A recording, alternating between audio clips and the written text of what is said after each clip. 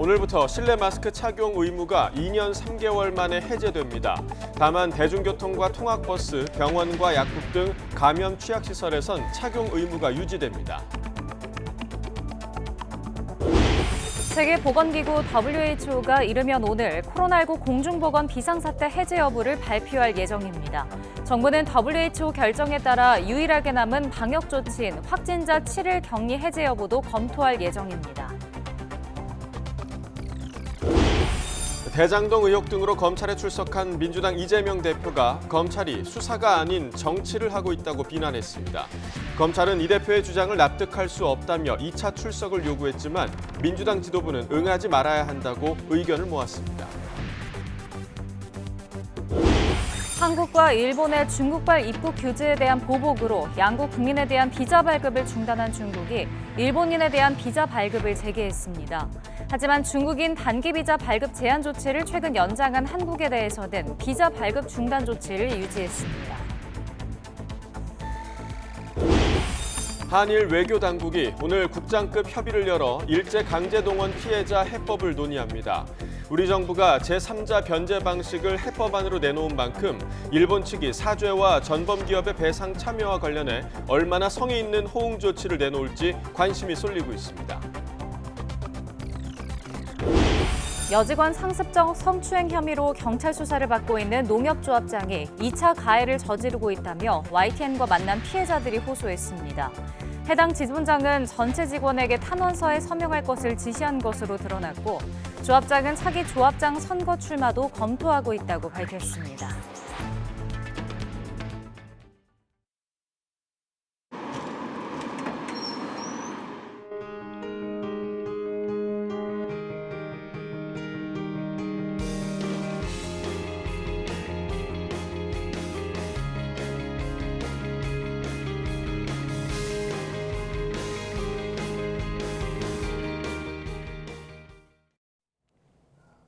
시청자 여러분 안녕하십니까? 1월 30일 월요일 굿모닝 YTN 2부 시작합니다.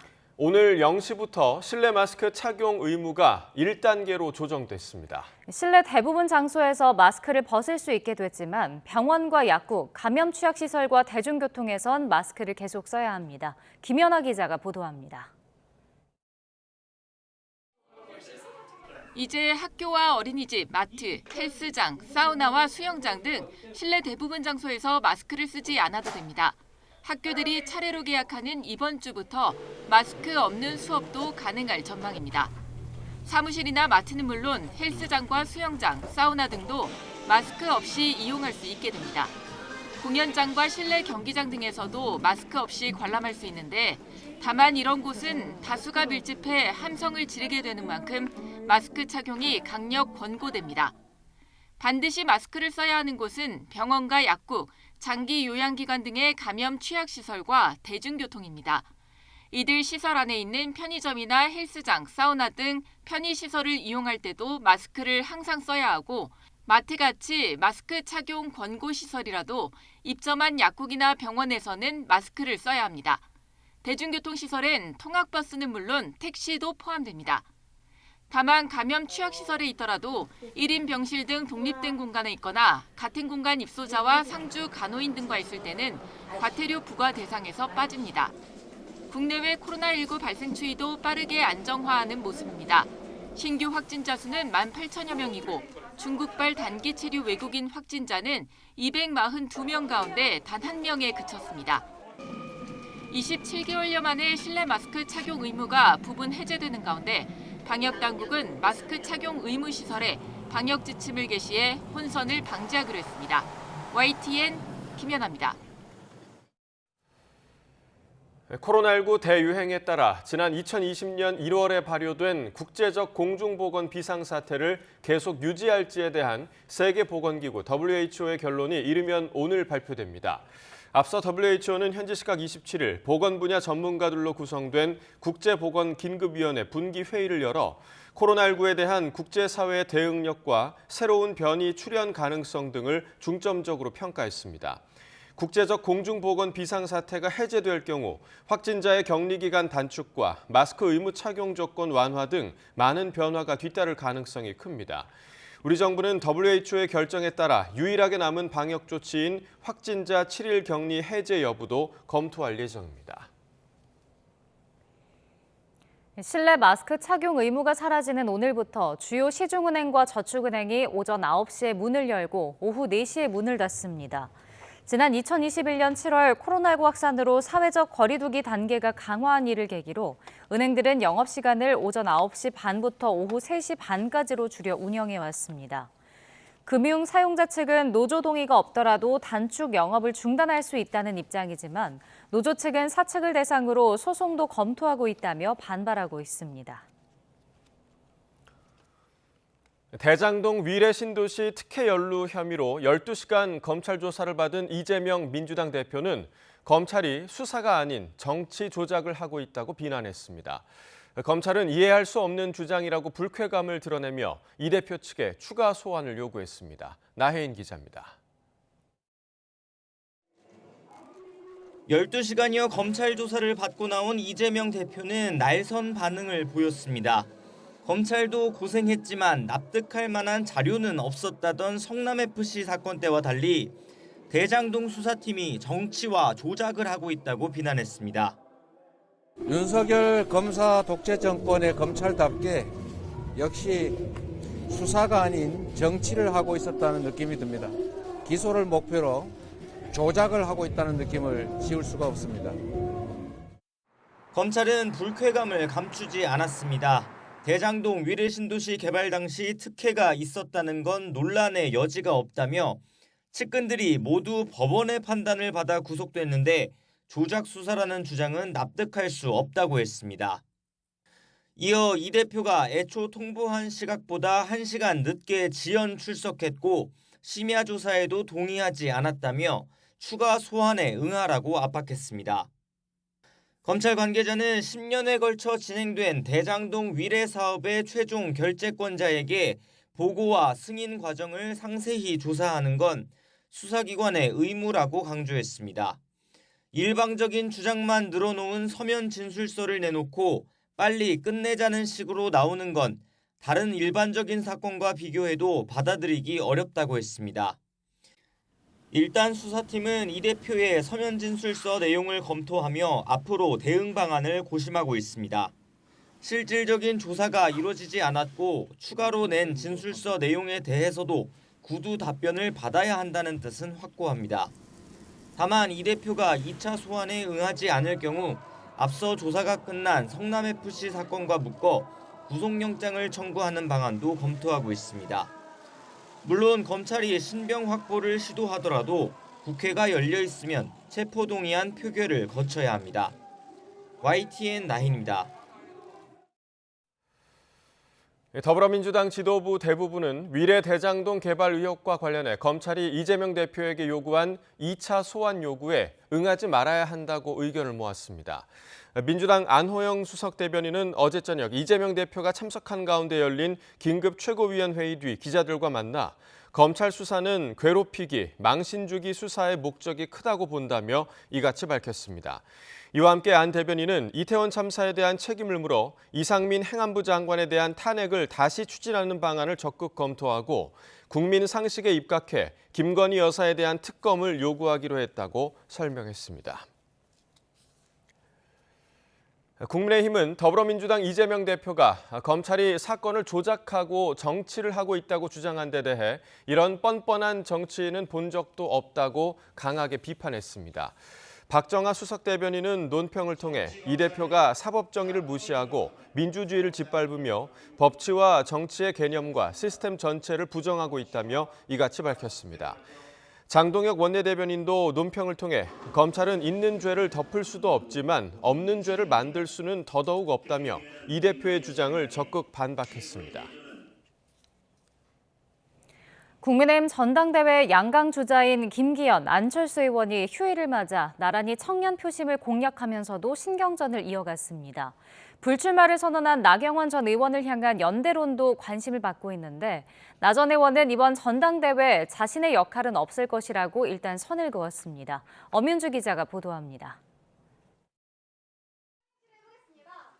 국민의힘 김기현, 안철수 의원이 앞선이 뒷선이 청년층을 만났습니다.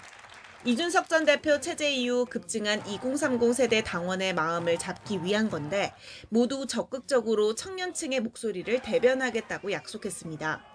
청년들의 자원이 일회성, 소비성으로 이렇게 버려지는 것이 아니라 청년분들 말씀 듣고 경청하고 제가 고민의 방향도 들려드리면서 하지만 2파전 양상이 굳어지면서 양측의 신경전도 더욱 격화되는 모양새입니다. 상향식 공천을 약속한 김기현 의원은 대권주자가 당대표가 된다면 자기 사람을 넣을 수밖에 없다며 안철수 의원을 직격했습니다. 다음 내가 대통령이 되어야 되겠다고 생각이 되면 내년도 총선의 공천하는 과정에서 자기 편 사람을 넣고 싶은 유혹이 당연히 커질 수밖에 없습니다. 특정인을 지칭한다고 자꾸 그러시는데 사실은 사실대로 말씀을 드려야 될 것 같아요.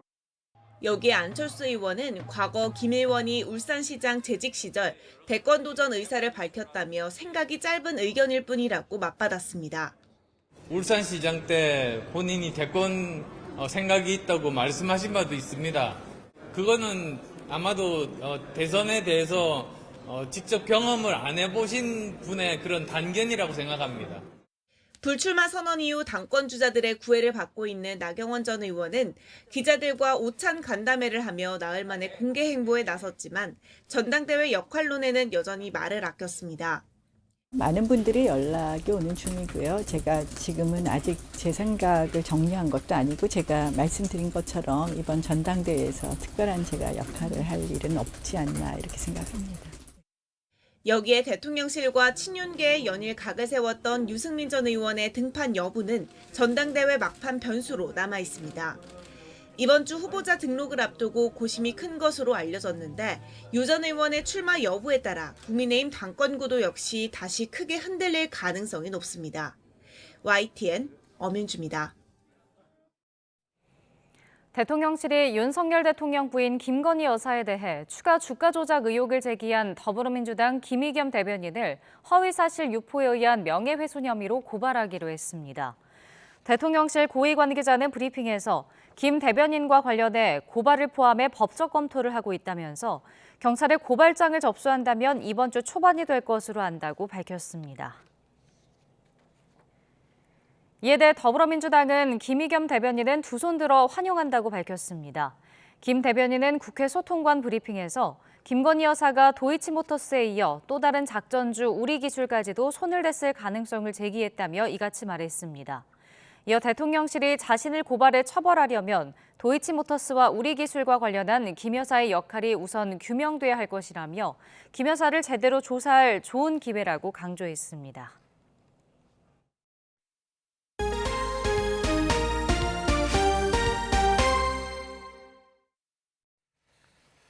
중국이 일본인에 대한 비자 보복 조치를 풀면서 우리나라는 빼놨습니다. 우리 정부가 중국인에 대한 비자 제한 조치를 한 달 더 연장하겠다고 발표한 지 이틀 만입니다. 베이징 강정규 특파원입니다. 주일 중국 대사관이 일본인에 대한 일반 비자 발급 심사를 재개한다고 공지했습니다. 세계 각국의 중국발 입국 규제 움직임에 맞서 내렸던 보복 조치를 푼 겁니다. 그러나 일본과 함께 표적이 됐던 우리나라에 대한 언급은 없었습니다. 지난 27일 우리 정부가 중국인에 대한 비자 제한을 한 달 더 연장하겠다고 발표한 지 이틀 만에 나온 반응입니다. 仍执意针对中国采取歧视性入境限制措施，对此中方坚决反对，并采取对等措施。 춘제 이후 중국 내 감염 재확산 가능성을 이유로 꼽은 우리 정부의 판단을 정면 반박하는 듯한 발표도 내놨습니다. 춘제 연휴 전후로 코로나19 사망자가 오히려 절반으로 줄었다고 주장한 겁니다. 3년 동안 막아왔던 해외 단체 관광을 다시 풀어주면서도 우리나라를 쏙 빼놓은 상태입니다. 관영 매체들은 중국인 관광객을 막으면 한국만 손해라며 혐한 여론을 부추기고 있습니다. 최근 한국에 음력서를 두고 쏟아진 중국 누리꾼들의 악플 세례나 우리 학술기관 12곳에 대한 해킹 공격도 이런 흐름과 무관치 않아 보입니다. 양국 간 감정의 골이 깊어지는 가운데 유엔은 중국의 성장률이 1%포인트 감소하면 한국도 0.2%포인트 줄어들 만큼 경제적으로는 여전히 밀접한 사이라고 분석했습니다. 베이징에서 YTN 강정규입니다. 일제 강제징용 피해자 배상의 해법을 놓고 한국과 일본이 오늘 서울에서 국장급 협의를 개최합니다. 우리 정부가 제3자 변제 방식을 해법안으로 내놓은 만큼 일본 측이 사죄와 피고 기업의 배상 참여와 관련해 얼마나 성의 있는 호응 조치를 내놓을지 관심이 쏠리고 있습니다. 신현준 기자의 보도입니다. 서민정 외교부 아시아태평양 국장과 후나코시 다케이로 일본 외무성 아시아대양주 국장이 오늘 오후 서울 외교부 청사에서 만납니다. 일제강제징용 배상 문제 해법을 논의하기 위해서인데 지난 16일 도쿄에서 만난 이후 2주 만입니다.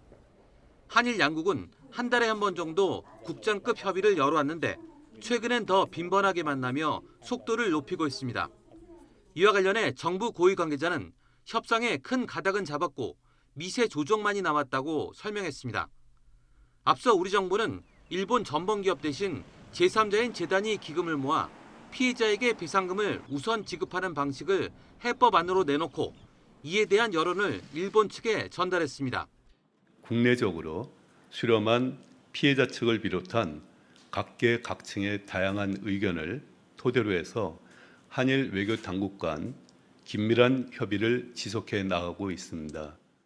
그러면서 일본 정부의 사과와 전범기업의 배상 참여 등 일본 측의 성의 있는 호응을 촉구했습니다. 이와 관련해 일본 언론은 우리 정부가 제3자 변제 방식을 정식으로 결정하면 일본 정부는 과거 무라야마 다마 등을 계승해 통절한 반성과 사죄의 마음을 표명하는 것을 고려하고 있다고 보도했습니다. 외교부는 다만 일본 전범기업이 아닌 경단련 차원에서의 기금 참여 방안에 대해선 받아들이기 힘들다고 선을 그었습니다. 일제강제동원 관련 시민단체들은 집회를 열고 정부의 제3자 변제안에 대해 반대의 목소리를 높였습니다. 강제동원 피해자들의 법적 권리를 내팽개치고 도리어 가해자인 전범기업의 책임을 면제해주는 이게 어느 나라 정부입니까? 최근 기시다 일본 총리가 한일 협력의 중요성을 거듭 표명한 만큼 일본 측이 이번 국장급 협의에서 얼마나 성의 있는 호응 조치를 내놓을지 관심입니다. 외교부는 또 일제강제노역 현장인 사도광산을 세계 문화유산으로 재신청한 것에 대해서도 유감을 전달할 예정인데 강제동원 문제와는 별도로 다뤄질 전망입니다. YTN 신현준입니다. 네, 지난해 12월이었죠. YTN은 인천에 있는 지역 농협조합장이 여직원들을 상습적으로 성추행한 혐의로 경찰 수사를 받고 있다는 소식을 전해드렸습니다. 당시 조합장은 피해자에게 사과하겠다고 했는데 그 말이 무색하게 사내에서는 2차 가해가 이어지고 있었습니다. 김다현 기자가 보도합니다. 인면권을 쥔 조합장 홍모 씨가 성추행을 저질렀다고 용기 내 알렸던 피해자들은 여전히 불안해하는 모습이었습니다. 사과하겠다던 조합장은 아직 아무런 말이 없고 오히려 사내에선 자신들에 대한 2차 가해가 이어지고 있다고 호소합니다. 연하라고 했는데 제가 이제 그때는 뭐 숨길 수가 있는 상황이 아니라서 이제 맞다고 하고 한숨을 쉬시다가 저 이제 회사 계속 다닐 거냐고 본점에서 물어봤다고 하더라. 특히 지점장은 전체 직원에게 이메일을 보내 탄원서에 서명할 것을 지시하기도 했습니다. 조합장이 직원들을 배려하고 능력 있는 사람인데 모두가 많이 취한 상태라 실수가 있었던 것 같다며 선처해달라는 게 탄원서의 골자입니다. 심지어 성추행 혐의를 받는 조합장이 탄원서를 받아오라고 압력을 넣었다는 소문도 퍼졌습니다. 지점장이 한 게 아니라 조합장이 시킨 거다 이렇게 제가 본인이 이제 친한 직원한테 전달받아 들었다고 하더라고요. 지점장은 탄원에 참여하라고 요청한 사실은 인정했지만 조합장이 시켜서 한 일은 아니라고 선을 그었습니다. 제가 보낸 건데요. 그거 제가 다음에 하겠습니다. 이 얘기는. 조합장 홍 씨는 자신은 전혀 모르는 일이라면서 지점장이 조직을 위해 벌인 일 같다고 감쌌습니다. 그러면서 3월에 치러질 조합장 선거에 출마해 3선에 도전할지 고심하고 있다고 말했습니다. 고의로 그렇게 하는 건 아니고 또 그렇겠죠. 뭐 조직이니까 그러지 않았을까 생각하네요. 지금 저도 이제 고민을 하고 있습니다.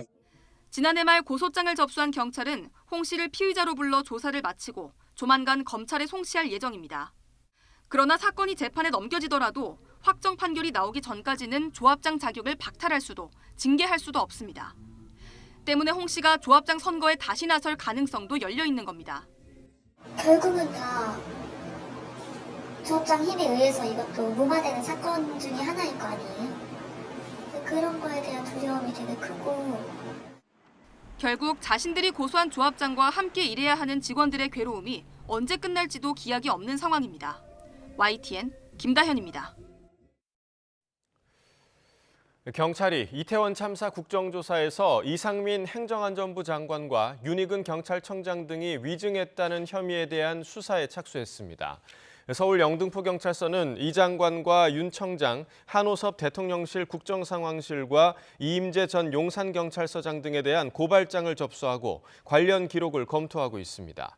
이 장관 등은 행안부가 유가족 명단을 공개할 수 있다는 유권 해석을 받고도 국회에 나와 명단이 없다고 위증한 혐의를 받고 있습니다. 자녀 입시 비리 관여와 청와대 민정수석 시절 감찰 무마 혐의 등으로 기소된 조국 전 법무부 장관이 이번 주 3년이 넘는 재판 끝에 1심 선고를 받습니다. 서울중앙지방법원은 다음 달 3일 조 전 장관과 배우자 정경심 전 교수, 백원우 전 청와대 민정비서관 등 5명에게 1심 판결을 선고합니다. 조 전 장관은 정 전 교수와 함께 자녀 입시 비리에 관여하고 청와대 민정수석 재직 시절 유재수 전 부산시 경제부시장의 비위 의혹 감찰을 무마한 혐의로 2020년 1월부터 재판을 받아왔습니다.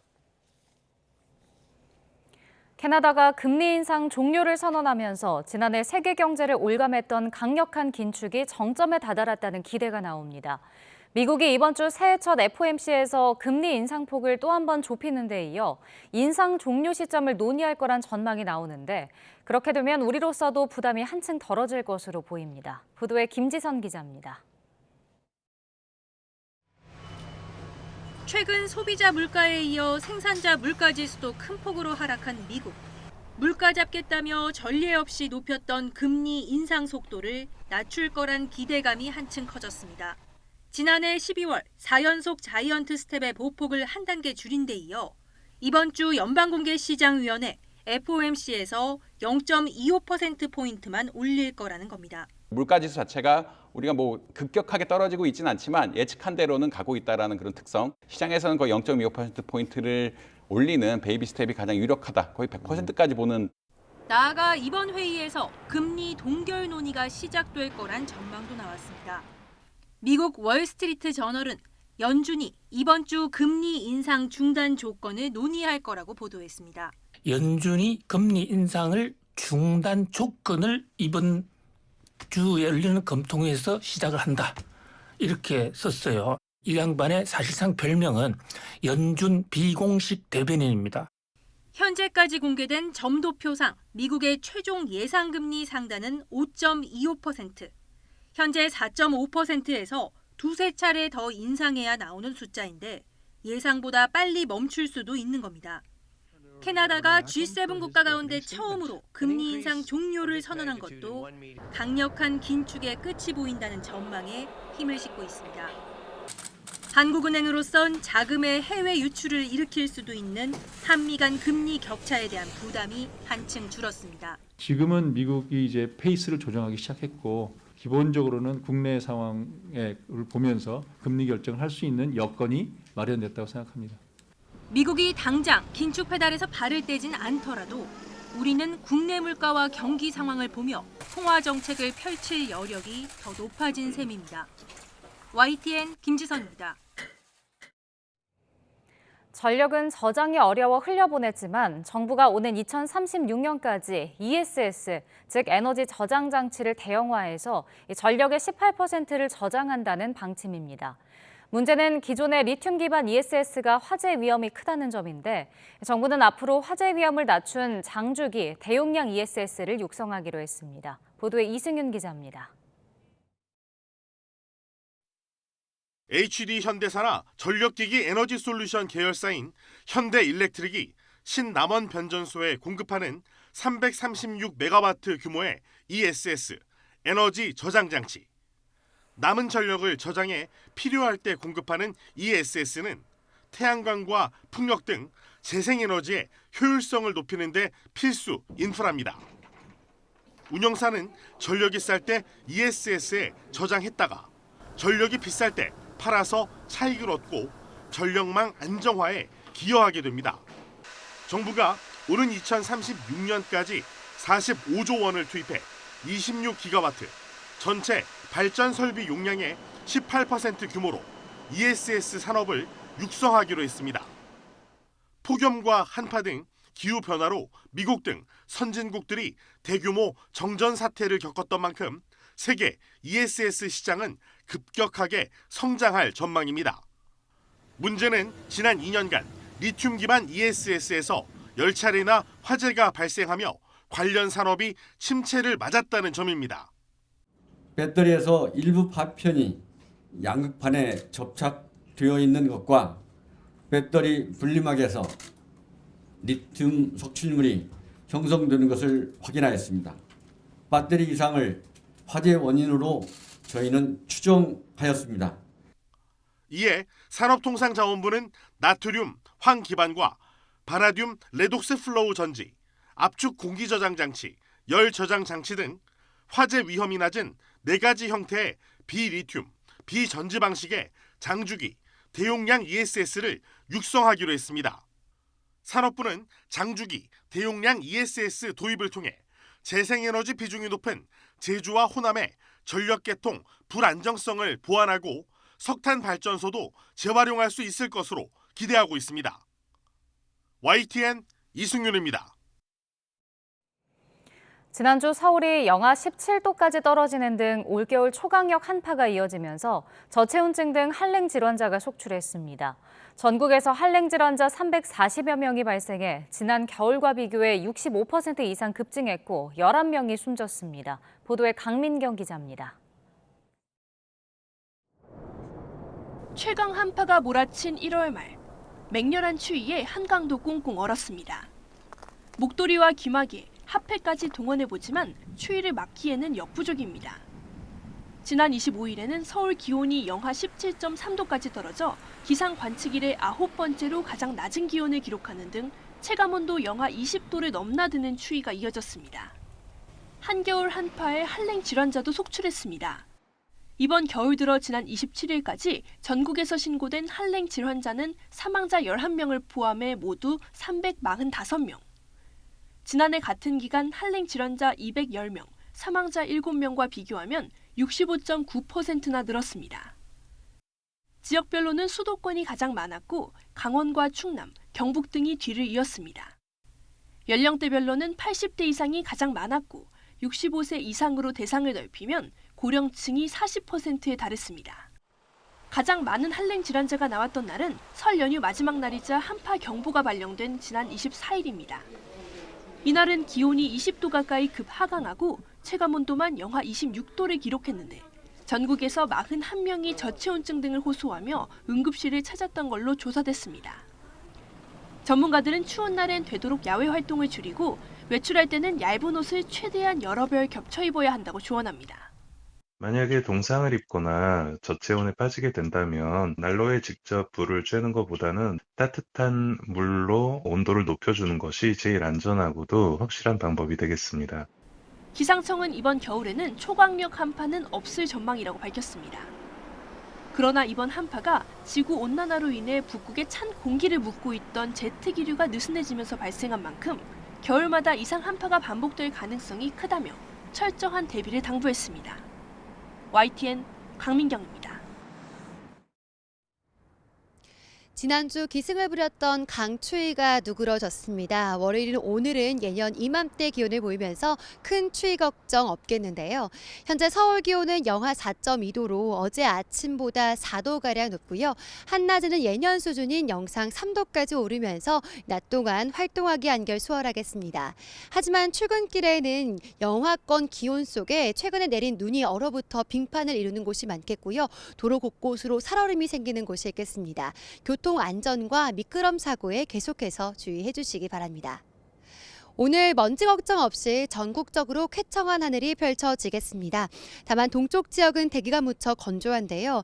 현재 강원 동해와 삼척 그리고 울산 지역에는 건조경보가, 그 밖에 동쪽 지역에는 건조주의보가 내려져 있습니다. 바람도 다소 강하게 부는 만큼 화재 예방에 주의해 주시기 바랍니다. 현재 기온 살펴보면 서울은 영하 4.2도, 광주 영하 0.5도로 어제보다 3에서 7도가량 높고요. 한파주의보가 내려진 경기 북동부와 강원 지역에만 영하 10도 안팎의 추위가 이어지고 있습니다. 오늘 낮 기온은 서울 3도, 대전 5도, 부산은 7도로 어제와 비슷하거나 조금 낮겠습니다. 내일 오후부터 모레 새벽 사이 경기 북부와 강원 지역에 비나 눈이 조금 내리겠고요. 서울 등 그 밖의 수도권에도 눈이 살짝 날리는 곳이 있겠습니다. 수요일에는 서울 아침 기온이 영상권을 보이면서 추위가 반짝 주춤하겠지만 목요일부터는 다시 이맘때 겨울 추위가 이어질 전망입니다. 오늘 낮부터 동해안 지역에는 너울성 파도가 높게 일겠습니다. 해안가 접근을 자제하는 등 안전사고에 주의해 주시기 바랍니다. 지금까지 YTN 홍나진입니다.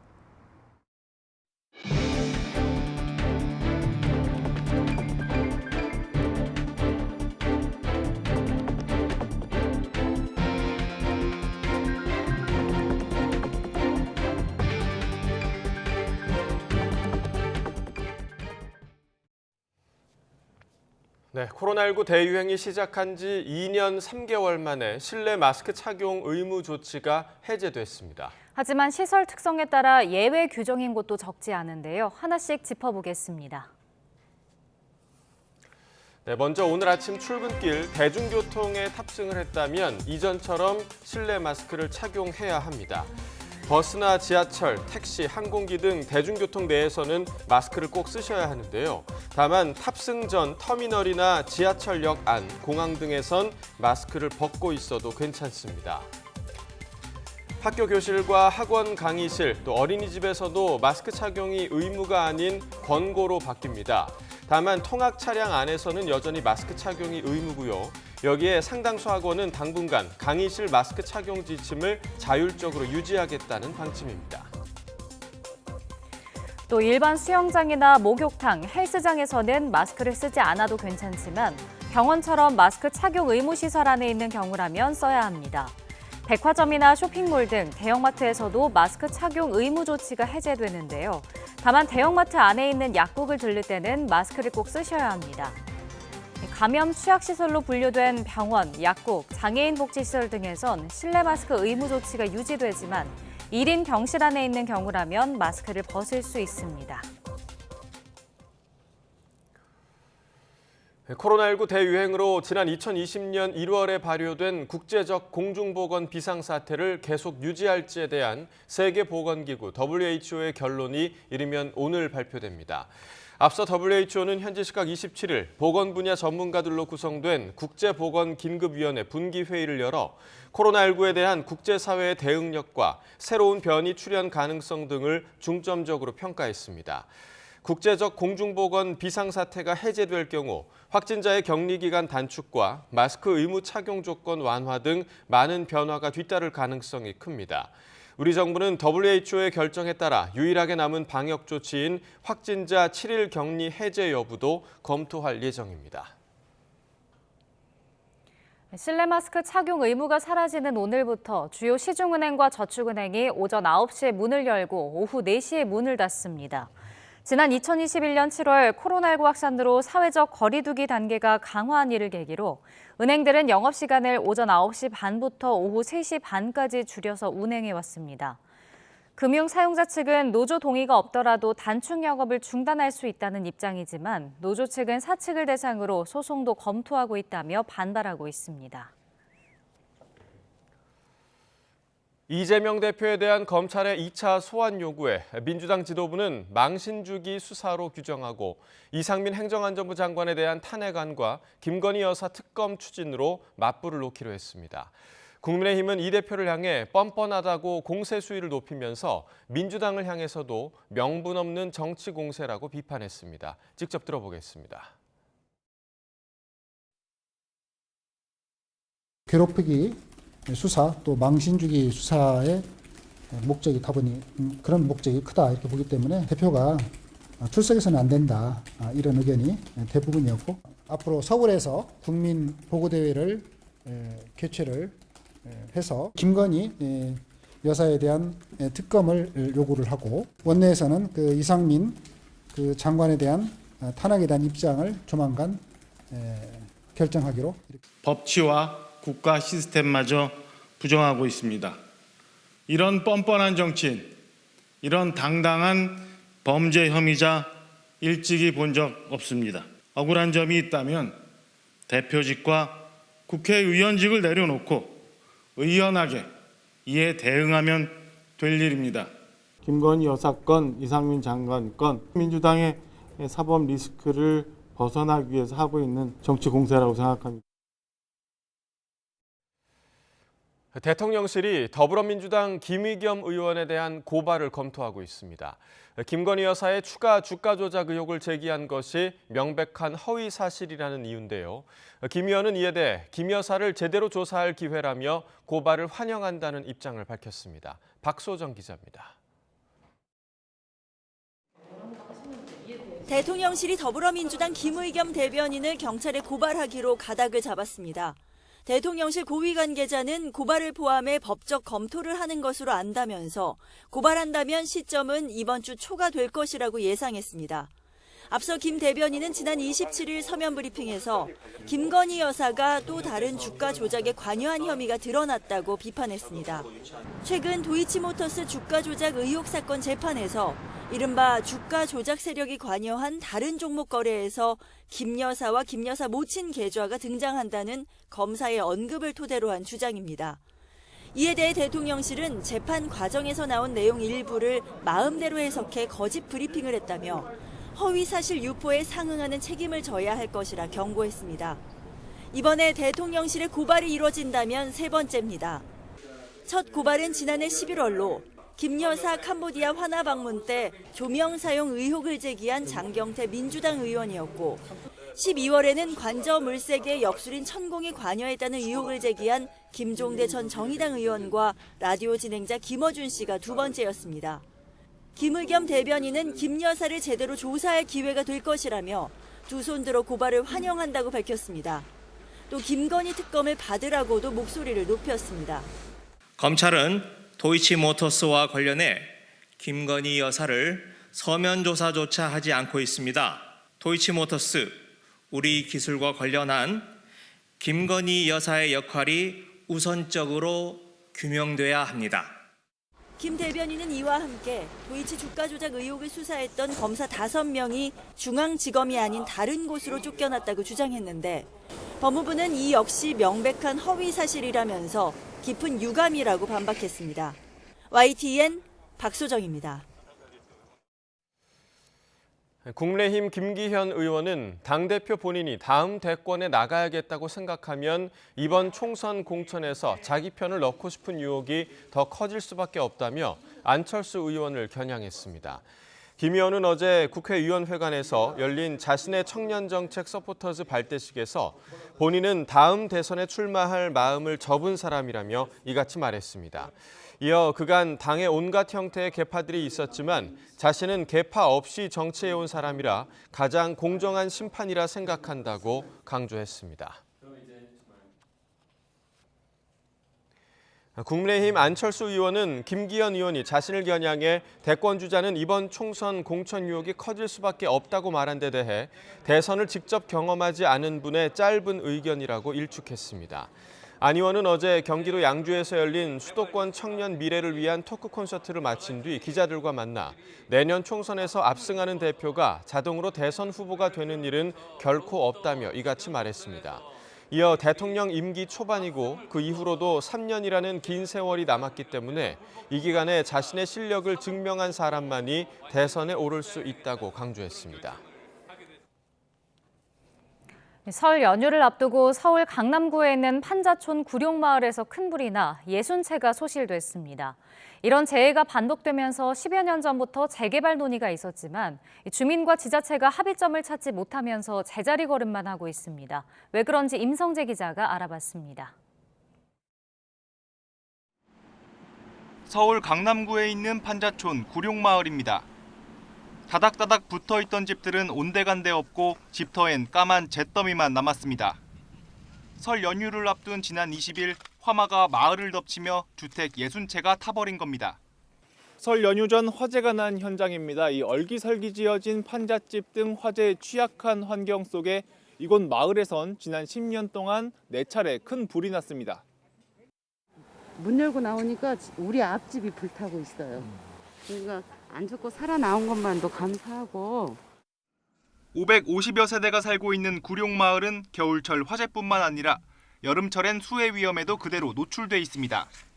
비닐이나 합판으로 지어진 낡은 집이 많고 배수로 등 기본적인 시설도 제대로 갖춰지지 않아 재해가 되풀이된다는 지적입니다. 서울시도 지난 2011년 마을의 환경을 개선하기 위해 직접 공영 개발에 나서기로 결정했지만 12년이 지난 지금까지 아직 첫 삽도 뜨지 못했습니다. 주민과 지자체의 입장이 평행선을 달리고 있기 때문입니다. 주민들은 평생 살아온 터전을 내주는 대가로 지자체가 제시한 임대주택을 받을 수는 없다며 아파트 분양권 등을 요구하고 있습니다. 임대주택이란 것이 한 달 지나면 임대료를 내야 되는, 재계약을 하지 않았을 때 이제 뭐 나가야 되는 그런 불안감, 이런 것들이고 또 임대주택에 바라보는 사회적 시선, 이런 것들은 엄연히 존재하는데, 그러나 서울시는 공영개발을 할 때 이주 대상자에게 주택을 공급할 수는 있지만 구룡마을 대부분을 차지하는 무허가 건축물은 대상에서 제외된다고 반박합니다. 무허가 건축물이라고 해도 예외적으로 보상 대상에 포함되려면 1989년 이전에 지어졌어야 하는데 이를 입증할 장부나 서류도 없다는 설명입니다. 일각에선 땅은 서울주택도시공사가, 건물은 원래 거주자가 소유하는 이른바 반값 아파트 분양 방식도 거론되지만 구체적으로 논의가 진행된 건 없습니다. 오는 2025년까지 구룡마을 재개발 사업을 마친다는 목표 달성도 요원해진 상황. 결국 구룡마을 주민들이 열악한 환경에서 살아가며 각종 재해가 벌어질까 신경을 곤두세워야 하는 현실은 한동안 이어질 것으로 보입니다. YTN 임성재입니다.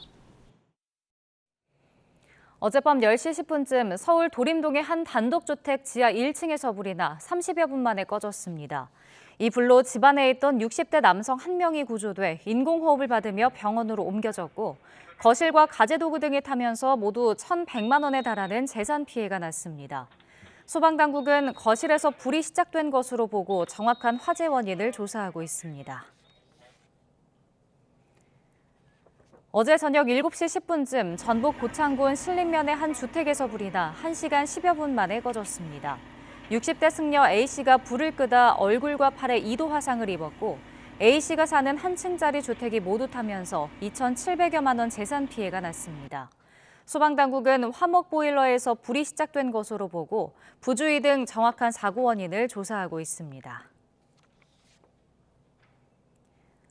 어제 오후 6시쯤 부산시 동래구 온천동 온천교 사거리에서 차량 5대가 잇따라 부딪혀 5명이 병원으로 옮겨졌습니다.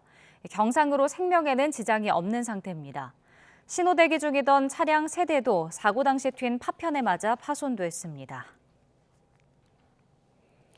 정부의 일제 강제징용 배상해법이 윤곽을 드러낸 가운데 한일 외교당국이 오늘 서울에서 국장급 협의를 엽니다. 서민정 외교부 아시아태평양 국장과 후나코 시다케이로 외무성 아시아대양주 국장은 오늘 오후 서울 외교부 청사에서 만납니다. 이번 협의는 지난 16일 도쿄 협의 이후 2주 만인데 최근 더 빈번하게 만나며 협의 속도를 높이고 있습니다. 이와 관련해 정부 고위 관계자는 협상에 큰 가닥은 잡았고 미세 조정만이 남았다고 설명했습니다. 일본 국민 3명 중 2명은 5월부터 코로나19를 독감처럼 관리하겠다는 정부의 방역 완화 방침에 찬성하는 것으로 나타났습니다. 기시다 내각의 지지율은 모처럼 상승했습니다. 보도에 김태현 기자입니다.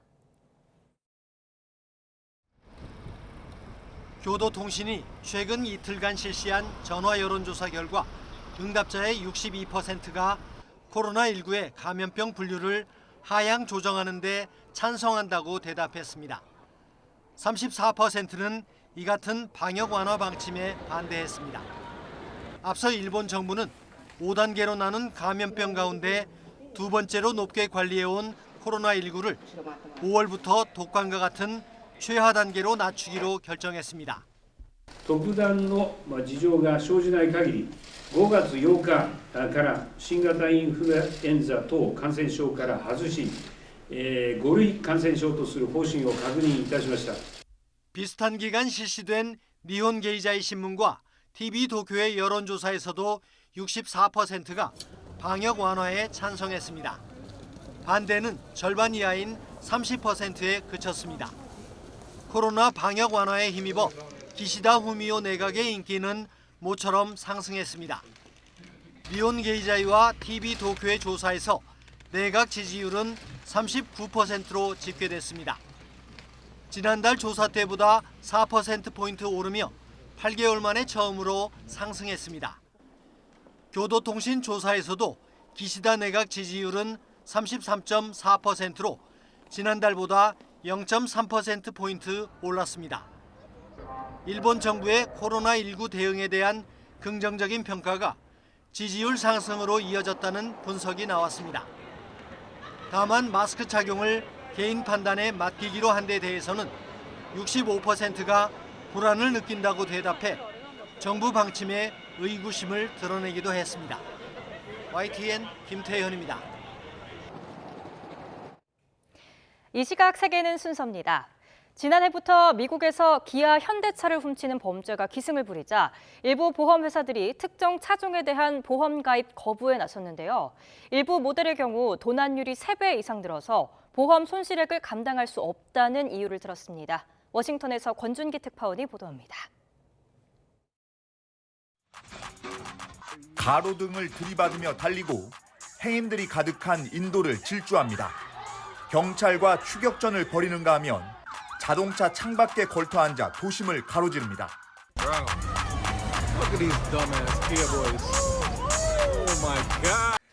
지난해부터 미국에서 기아 보이즈, 기아 챌린지라는 이름으로 유행한 SNS 영상들입니다. 10대들이 현대 기아의 일부 차종을 훔친 뒤 난폭 운전을 벌이거나 범죄를 일삼는 영상을 올리는 겁니다. SNS에는 USB 케이블로 시동을 거는 방법을 설명한 영상도 퍼지면서 절도는 더욱 기승을 부렸습니다. 주로 도난 방지 장치인 엔진 이모빌라이저가 없는 모델이 표적이 됐습니다. 상황이 이러자 미국 양대 보험회사인 스테이트팜과 프로그레시브가 일부 현대 기아차 모델에 대한 보험 가입을 거부하고 있다고 CNN 등이 보도했습니다. 보험사는 지난 1년간 현대기아차 특정 모델의 도난율이 3배 이상 증가하고 일부 지역에서는 다른 차량에 비해 20배 이상 많이 도난됐다는 자체 통계를 내놨습니다. 다만 구체적으로 어느 지역에서 보험 가입을 거부하는지는 밝히지 않았습니다. Both Progressive and State Farm won't accept new consumers depending on where they live in the country and if their vehicle is one of the make and models that are at risk for theft. 앞서 위스콘신과 오하이오주 등에서는 차량 결함으로 도난을 당했다며 현대 기아 차주들이 집단 소송에 나섰고 시애틀시는 차량 도난 급증으로 납세자들의 부담을 가중시켰다며 현대차와 기아를 상대로 소송을 제기했습니다. 워싱턴에서 YTN 권중입니다. 이란 북서부 지역에서 규모 5.9의 지진이 발생해 피해가 속출했습니다. 테헤란 대학교 부설 이란 지진센터에 따르면 28일 밤 9시 44분쯤 서아제르바이잔주의 도시 호이 인근에서 규모 5.9의 지진이 발생했습니다. 진앙은 북위 38.59도, 동경 44.89도며 진원의 깊이는 7km입니다. 서아제르바이잔 주지사는 지진으로 70개 마을이 피해를 입어서 3명이 숨지고 816명이 다쳤다고 밝혔습니다. 파키스탄에서 버스가 추락하고 배가 전복하는 사고가 잇따르면서 이날 하루 50여 명이 사망했습니다. 파키스탄 매체와 외신 등에 따르면 현지 시간 29일 오전 파키스탄 남서부 발루치스탄주 라스벨라 지방에서 48명의 승객을 태운 버스가 유턴하다가 다리 아래로 떨어졌는데요. 이 사고로 최소 41명이 사망한 가운데 2명은 구조됐지만 나머지 승객은 확인 작업이 계속되고 있습니다.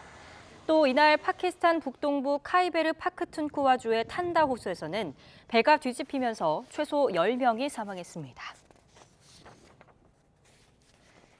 장병을 징병을 피해서 한국으로 도피한 러시아인들이 수개월째 인천공항에 발이 묶여 있다며 미국 CNN 방송이 현지 시간 28일 보도했습니다.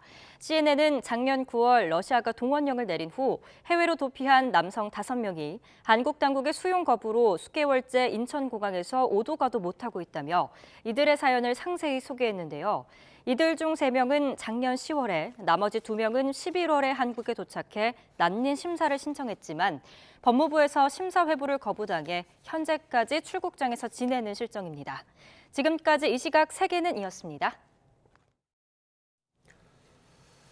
쓰레기가 쌓인 집에서 홀로 지내던 60대가 지방자치단체의 지원을 받게 됐습니다. 서울 마포구에 거주하는 66살 A씨는 지체장애가 있는데 낙상 사고를 당하면서 거동이 더 어려워지자 지난 2일 주민센터와 119에 도움을 요청했습니다.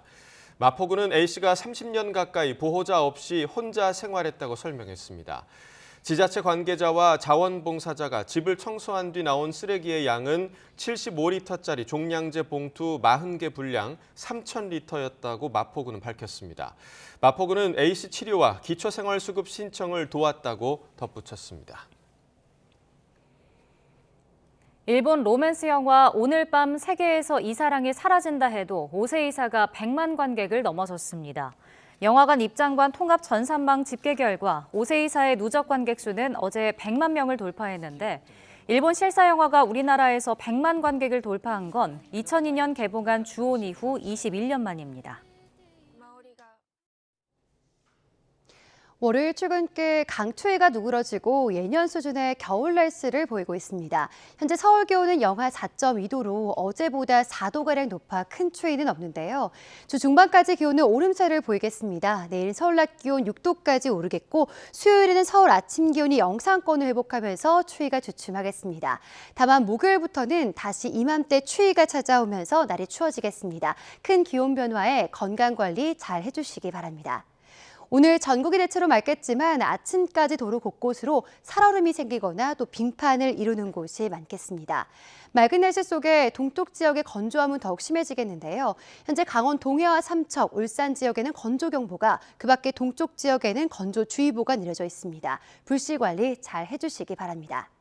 현재 기온 살펴보면 서울은 영하 4.2도, 광주는 영하 0.7도로 어제보다 3에서 7도가량 높고요. 한파특보가 내려진 강원과 경기 북동부 지역은 영하 10도 안팎의 추위가 이어지고 있습니다.